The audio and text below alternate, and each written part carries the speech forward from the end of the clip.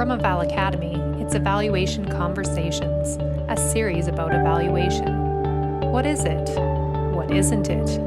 How is it done? But most importantly, how can it make a difference in our world? I'm Kristy Madsen, co-founder of 3 Hive Consulting and Eval Academy. On today's episode, I am joined by Kim Turcotte, Family and Community Support Service Liaison from the City of Edmonton, and Sheilah Pittman from the United Way, Alberta Capital Region.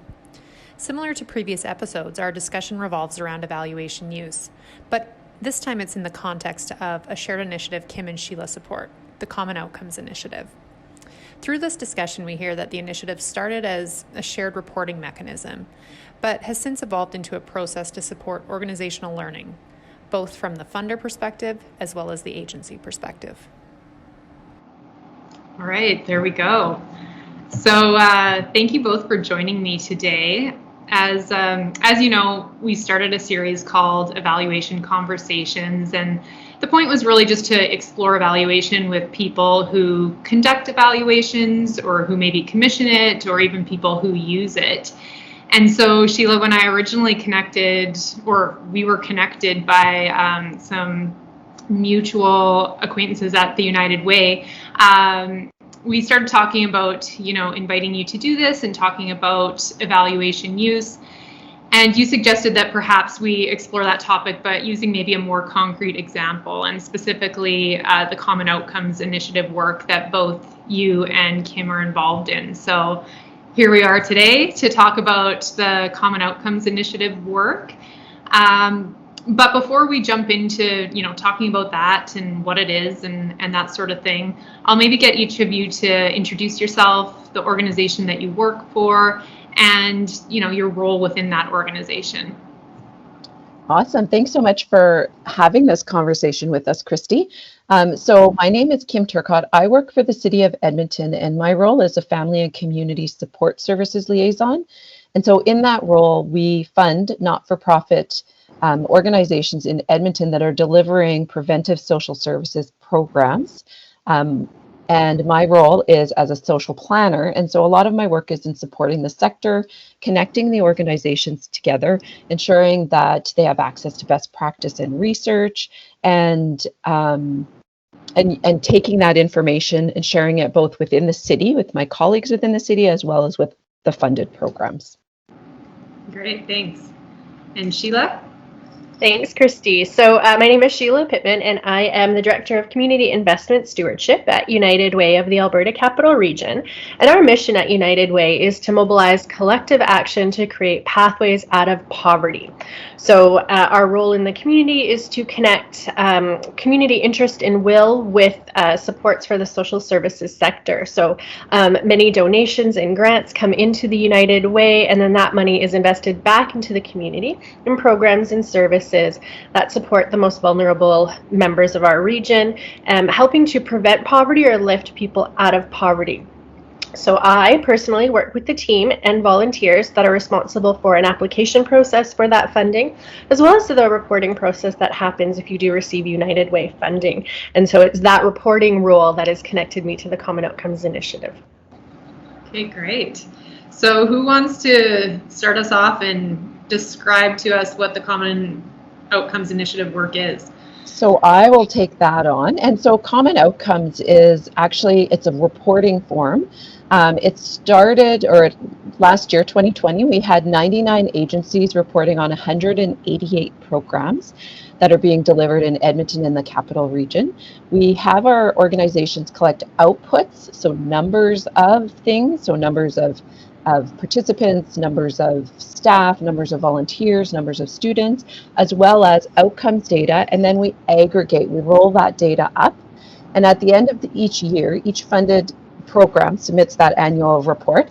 And the Common Outcomes Initiative Working Group, which includes representatives from the 2 funding partners, then meet and we review and analyze the data.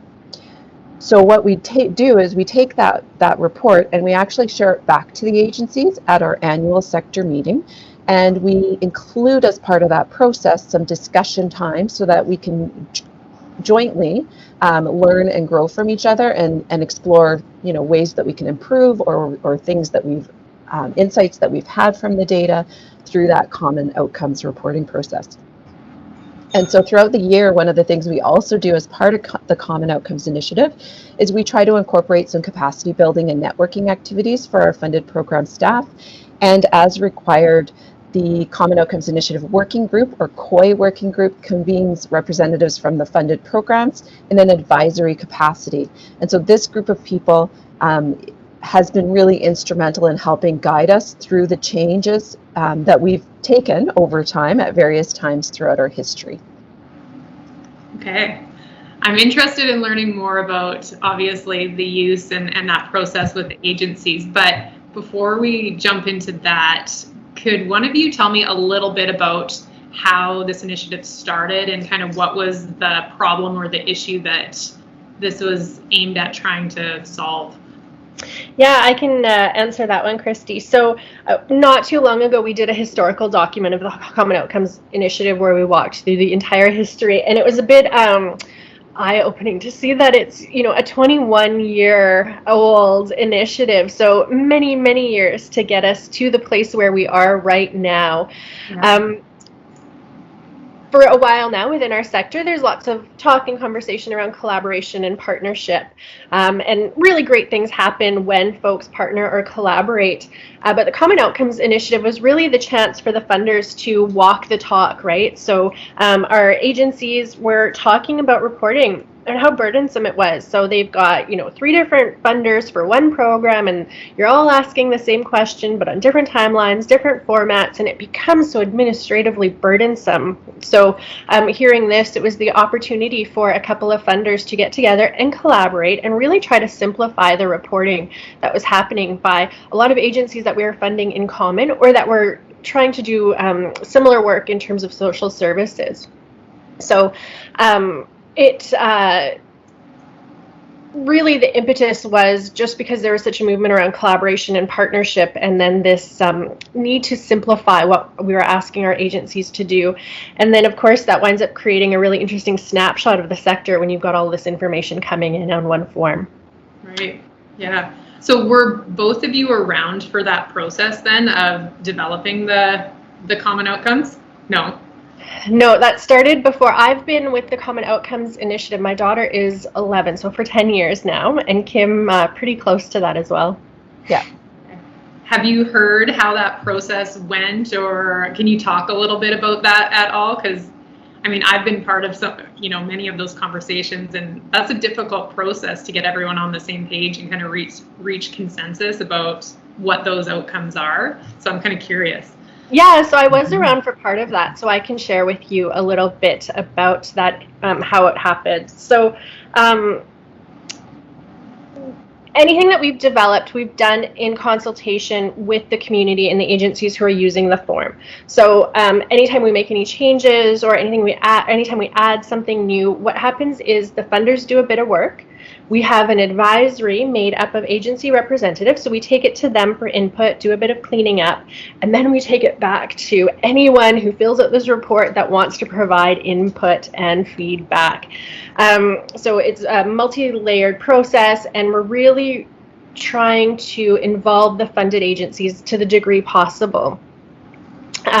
Really interesting. So I was around as we introduced the common outcomes. So up until that stage, it had really been the folks who were involved in the initiative. When it came to introducing common outcomes, so previously it was a lot of outputs and activities that was being gathered, and we used that process to develop them. But at the common outcome stage, we worked with some consultants. So WellQuest Consulting was brought in to help us because that was so big. Some of my favorite meetings were the community consultations that we did with this. So, we do work, take it to the community, get their input, and so many people would come to these meetings that we almost got kicked out of a building once because we were at capacity and they were worried about the structural integrity of the building. So it was really interesting just how much momentum and how much buy-in came in as we were developing the common outcomes in particular, and then just throughout the whole process, how engaged our funded partners are whenever we do this work. That's great. So Kim, you talked about this a little earlier, but I guess fast forwarding a little bit. So when the funded agencies collect all their information and report it to the funders. So other than kind of, checking that accountability box, how do you, both as the funders, the City of Edmonton and the United Way, then use that information? You mentioned, you bring it into a report, do some capacity building. Can you kind of elaborate on that a little bit? Sure. So some of the ways that we tend to use this information actually is in lots of different ways. So one of the things that comes out of this report is an identification of some of the trends, some of the gaps, some of the barriers that are affecting people who are accessing the services. And so one of the ways that as the city we use that information is actually we take that information and we share it within our own system, for example, to help move or inform some of the conversations that are happening about things that are within the responsibility area, I guess, of the municipal government.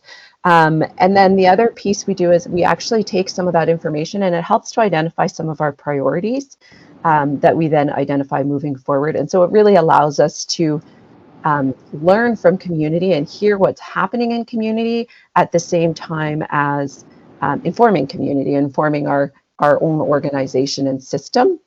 One of the examples of how we've done that, and I've done that specifically, is when there's been some public consultations that have been hosted around different areas that we know there's a barrier for our participants in terms of participating in the program. And so what I've done is created some linkages and introduced the consultants who are doing the public consultation to some of the agencies who have identified, that a particular issue is a barrier, so that we can ensure that those people who are living on a day-to-day basis experiencing that barrier are given the space and the opportunity to have a voice at the table during that consultation process. And so that's just one kind of unique way that I've taken that information and tried to inform and share it with other folks within our system, within my system. Yeah, that's great, because I think we all know all the work that goes into some of these reports, right? And it's heartbreaking when that report doesn't go anywhere, right? And it just gets, put on a shelf. So it's nice to hear that there is that knowledge translation kind of piece after the fact. What about, Sheilah, from the United Way perspective?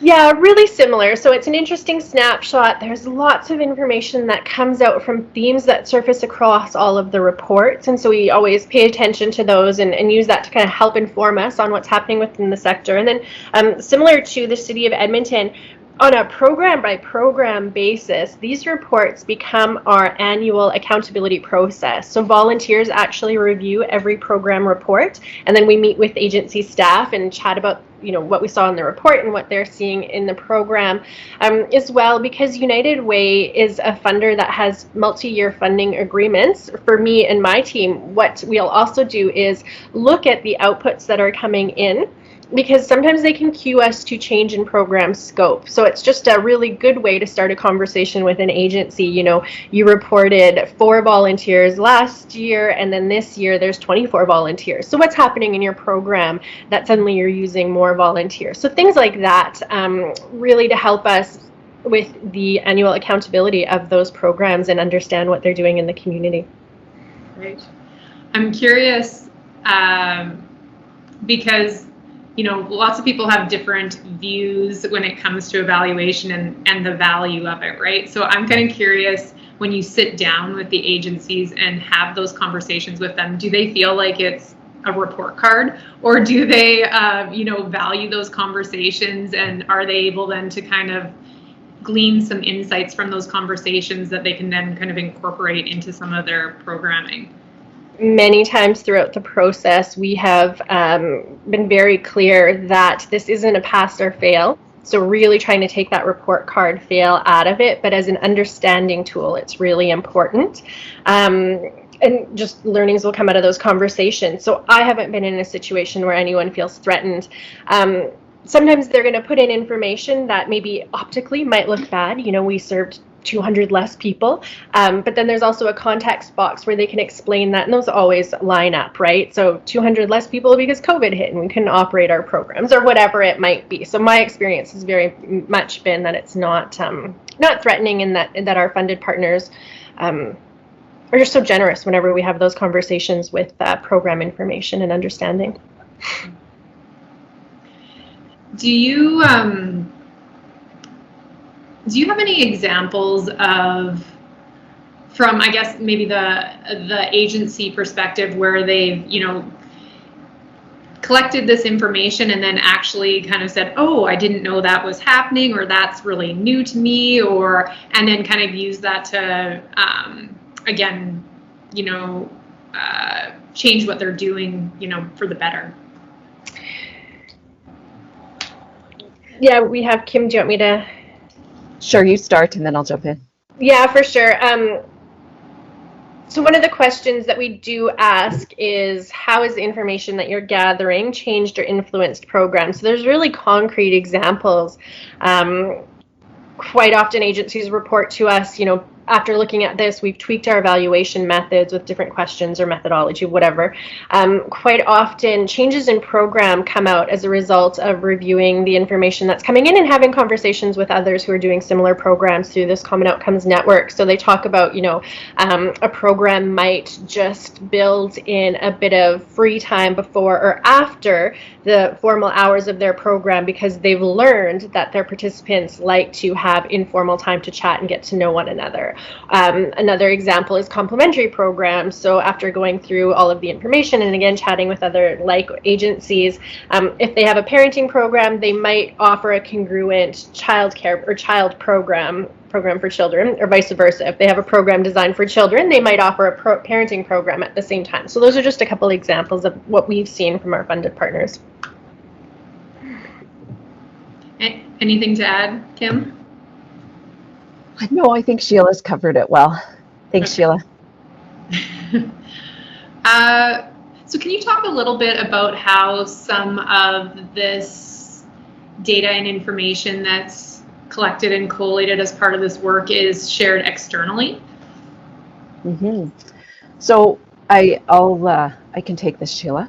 And so what we know is that what we're hearing from people is that they're using this reporting as not just a part of the funding relationship, but they actually are using it to compile, for example, their annual reports, or to share with their board of directors with some of the outcomes and the experiences that they're having and learning from it. And so we're hearing and seeing from a lot of our groups that they're taking the data and the collection of the data that they're doing for us, but also for themselves, and building and using it in various different ways. We've also heard about organizations who take the evaluation information and knowledge that they have, and they apply it in applying for other funding, for example, or in looking at how they can improve their practices. And so there's lots of different ways that we hear about our organizations using the data, and then also being able to reflect on how they're doing their work in relation to how others are. And so facilitating some of those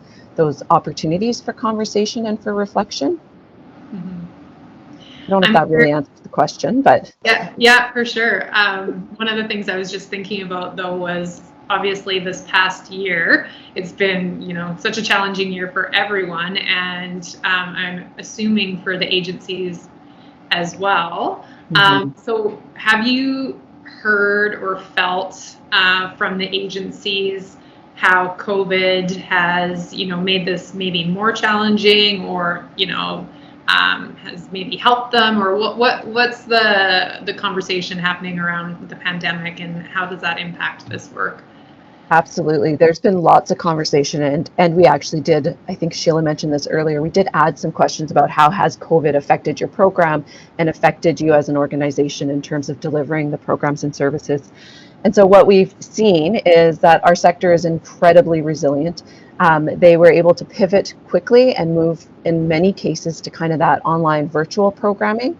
What has resulted in terms of the data collection and reporting is that they had to look differently at how they were collecting that data. And then it affected some of the numbers of people who were choosing to respond to the questions. So we saw in some cases a decrease in response rates, but in other cases we actually saw an increase. So it kind of depended on a bit of the population that they were working with, which was kind of really an interesting insight that we were able to gather.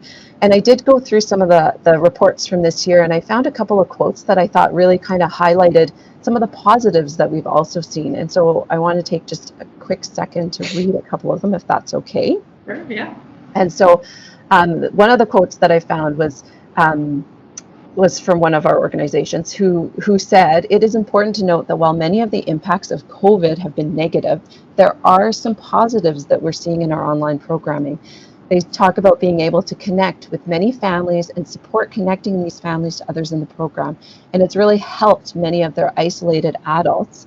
And another program talked about how for some of their participants, they've actually seen an increased ability in their ability to process trauma because they feel more safe by having the conversations in the comfort of their own homes. So rather than having to go to a program site, they're actually feeling that sense of safety and security so that they can really explore whatever it is that they need to explore. So some really interesting nuances, I guess, to COVID. And while the numbers of people who are accessing services are increasing and there's been, some challenges, we're also seeing that there's actually some really good advantages and some really good, not advantages, some really good learnings, let's reframe that, that may carry on beyond COVID, right, which is really exciting.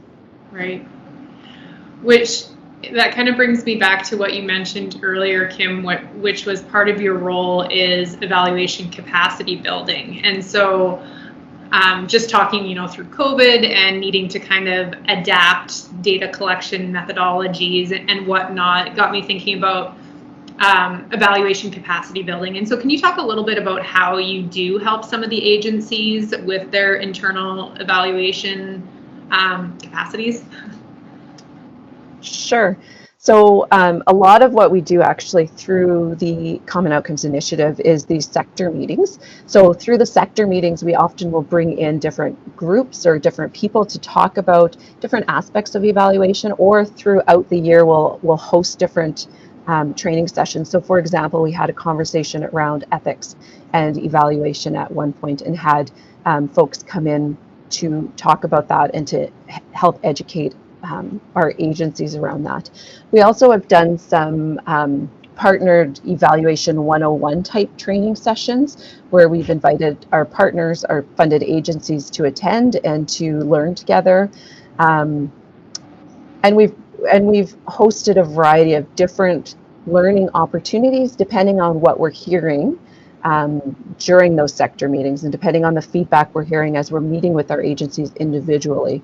And that's the other way that we do support our agencies in evaluation is on a one-to-one basis. As a liaison, that is part of my role, is to sit down and have those evaluative conversations with organizations and just ask them the questions and help them to reframe and to understand that evaluation is not necessarily as scary as we often think it is. It is about creating that learning environment, that learning culture, and really reflecting on what am I doing that's working? What am I doing that's maybe not working?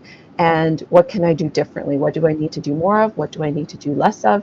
And really seeing it as an opportunity for learning and growth. Mm-hmm. Right. So I, too, Kim, was reading through some of the Common Outcomes Initiative's report, and I came across a statement that said, "We are moving towards collective evaluation to measure social impact, where we not only report together, but learn together, grow together, and represent all the successes and challenges faced by the sector." So I was curious about that statement, and I just wanted to kind of get both of your thoughts on that and what that meant to you. Yeah, I can give you a couple of examples. So Kim mentioned we have these sector meetings a couple times a year where we bring together folks who have either submitted a Common Outcomes report or are interested in evaluation. And we try to engage in conversations with one another. So one of the things that we've done is we'll take data variables and we'll do something called a data walk. So there will be different pieces of information submitted in the reports, and we just literally post them on the wall. So this is how many, again, I'll use the volunteer example, were reported last year, this is how many were reported this year. And then folks will just go around from station to station and they'll comment on that variable. So why did this number change so much? Or what does this mean to you in your program? So then what happens is these really great conversations with folks around this one area, and then we learn from everything that they're telling us.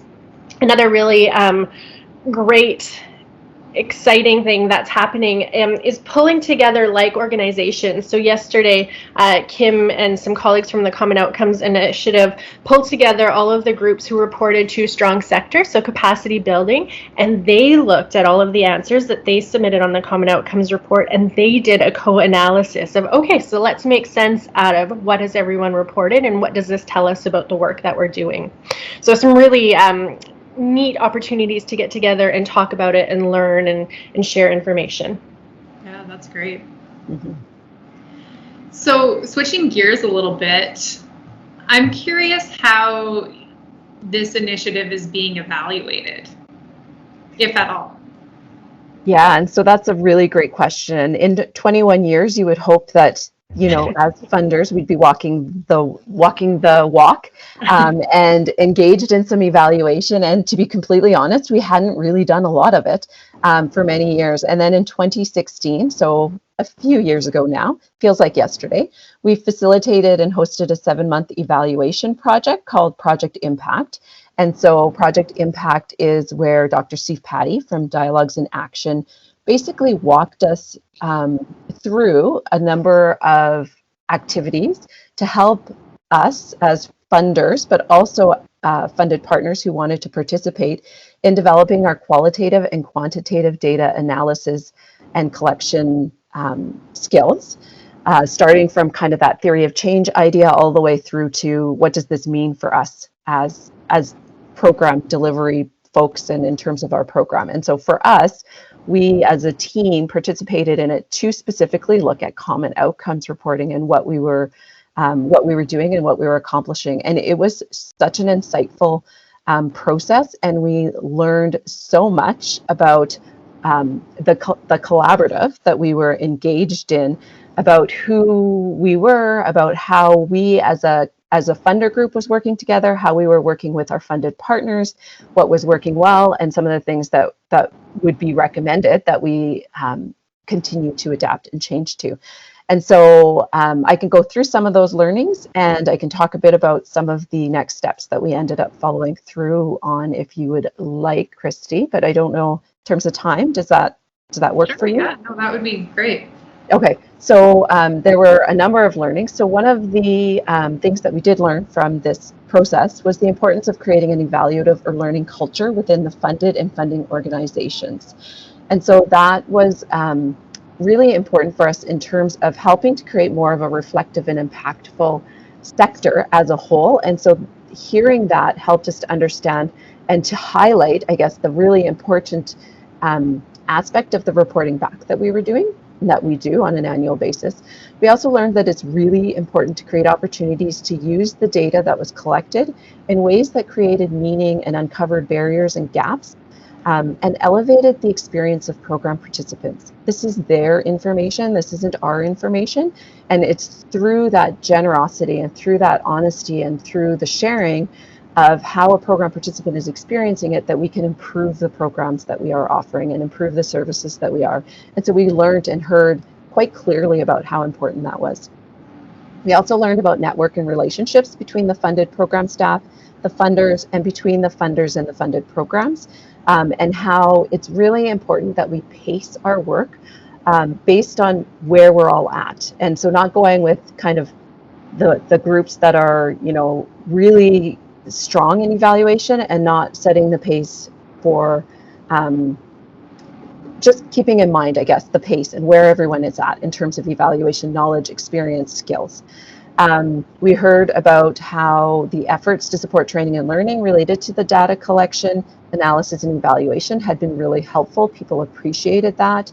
People appreciated the actual reporting. They talked about how having the annual timeline of having to report on outcomes actually provided them with an opportunity to pause, reflect, and report on the work that they were doing, and it gave them opportunity to step back.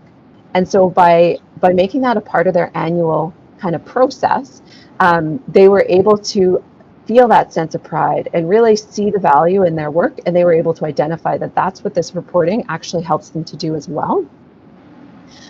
They also talked about using data collection as a tool to help build relationships and connections and rapport with program participants, which is really interesting because often when people are talking about evaluation, they're talking about, about themselves, like how can things improve for me? But what we heard was for some people, that evaluation, the actual having that conversation can actually help to build those relationships, which was really, really interesting. Mm-hmm. We also identified 4 kind of next steps of things that we wanted to do, and that included things like developing and identifying a diverse array of evaluation training opportunities so that people, depending on their level of experience and comfort in evaluation, could actually participate in whatever way they were able to. So we have done that, and we do regularly communicate those different opportunities out. We also heard about, as staff changes, and leadership changes, how it's really important to create some sort of orientation or training guide so people can jump in to the common outcomes experience. And so we have done that and made that available to folks. We have developed some common measures and tools to strengthen the data collection, which was another recommendation. And then again, as we talked about, engaging in co-analysis and co-creation of the summary report. And so those were 4 of the things that had been identified that we have been working towards, incorporating into our work since 2016 when that work had happened. And one of the things that I think summarizes what we learned, like one sentence, if I have to say one sentence to summarize what we learned through the Project Impact Initiative, is that, as one person said, the development of common outcomes and indicators in this sector has been a long process, but it continues to have momentum because of the passion and commitment that the funders and service providers have in reaching a common goal. And so I think that really captures, I think, in a nutshell, why and how this commitment and this process, I mean, it's 21 years, as Sheilah had mentioned, and we're still going strong. There's been ebbs and flows, but we're still going strong. So it's really exciting. Great, thank you for that. Sheilah, do you have anything to add? No, that was good. Thanks. I'm very curious about the learning culture piece, and I think that's like probably a whole separate discussion, right? But yeah, that is key for sure. Mm-hmm. So I guess along those lines, last question for you then, what would be your advice to other collaboratives who are maybe looking to venture down this same path and try to align with their outcomes? So there's lots of learnings that we've had. And so one of the first ones that I think is actually foundational to any collaborative is it's really, really, really important to take the time at the front end to learn about each other and to focus on that relationship and trust building. Without the mutual respect and understanding, you're not going to be able to move forward in a really in a progressive way. You're gonna end up with lots more bumps in the road. Mm-hmm. And in order to do that, it's really important to have that open and honest communication. Remembering not only to share openly, but to also listen, and to listen to understand and to hear what's being said, but what's also not being said, and to really try to understand that, and to be willing to be vulnerable in that partnership, and to set up some ground rules and be open to having honest, productive conversations, and not necessarily avoiding disagreements, but actually bringing them forward, talking about that elephant in the room, right? And so really being open to doing that. Being patient with each other has been really important in terms of understanding people's workflow, understanding people's strengths, and using those strengths within that partnership. And then also recognizing that this is an iterative process, and learning will occur for everyone as you move along, and to really encourage that and to support that. meet people where they're at, so that the learning can be progressive and can be shared. Sheilah, do you want to add some stuff? I don't think I've ever seen this in any advice on how to collaborate, but I'm going to say it. It's really heavy, intense work. We're working with agencies and frontline staff who are giving 110% heart and passion in the work that they're doing. And we're putting numbers behind it and submit this report and process and such, right? So it's such meaningful work, and I don't want to lose that by this comment because I think that's really important. But one of the things that I've appreciated the most about this Common Outcomes initiative, and it's tied to the relationship piece, is this element of getting to know one another and fun. So some of the funnest meetings I've been in have been these meetings where we're talking about outcomes and outputs and reporting in a database and such. And so what then happens is we go into these large sector meetings and we have really engaging conversation, and instead of just digging right into the numbers, we'll do some kind of opening where folks are networking and celebrating, and there's coffee and donuts, and we always mess up the coffee. Like, there's just lots of laughing that happens, and because it's so, we just work in a crazy world, that we're able to, I think, step back and laugh together kind of helps us work better together. So I hope I explained that well enough and you know what I mean. But yeah, sometimes we can just be so serious about our work that, we're great people. Let's get to know one another. Yeah, I was just going to say, I think it speaks to Kim's point, right, about putting in the work and the effort and the time up front to develop those relationships and that trust, like you said, Kim. Yeah, absolutely. Yeah. And having the fun is really important. Like, we have a lot of fun during our meetings. It's hard work. We roll up our sleeves, don't get us wrong, but we do some good belly laughs during some of these meetings, and we bring it to the sector as well, because it is hard work. Yeah, no, that's needed for sure. Yeah. Well, on that note, I think I won't take any more of your guys' time. I know that you have lots of hard work to do, so I really appreciate you taking the time to chat with us, and me specifically, but also our Eval Academy audience. And thank you again, and have a great day. Awesome. Thanks so much, Kristy. Thank you, Kristy. Bye.